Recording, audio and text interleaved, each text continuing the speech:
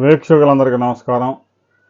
భారతదేశంలోనే అతిపెద్ద ప్రాజెక్టుల్లో ఒక ప్రాజెక్టుగా నిలవబోతున్న పోలవరం ప్రాజెక్టులో ఒక కీలక ఘట్టం పూర్తయింది. డయాఫ్రమ్ వాల్ నిర్మాణం పూర్తయింది.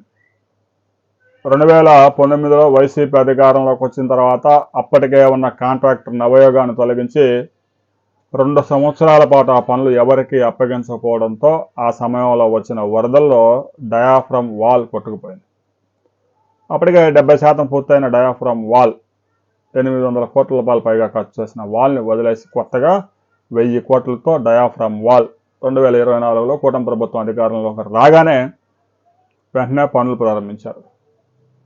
మెగా ఇంజనీరింగ్ అద్భుతాన్ని సృష్టించింది. డయాఫ్రమ్ వాల్ని పూర్తి చేసింది. అతి కష్టమైన డయాఫ్రమ్ వాల్. ఇక మిగిలింది ఒకే ఒక అతిపెద్ద పని, ఎర్త్ కమ్ రాక్ఫిల్ డ్యామ్ని చేపట్టారు.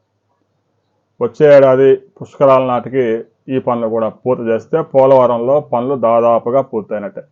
ఇక పరిహారం చెల్లించడం, ముంపు గ్రామాలను తరలించడం, వారికి నివాసాలు ఏర్పాటు చేయడం, ఈ కార్యక్రమం కూడా పెద్ద ఎత్తున ఆల్టర్నేటివ్గా జరుగుతూ ఉంది.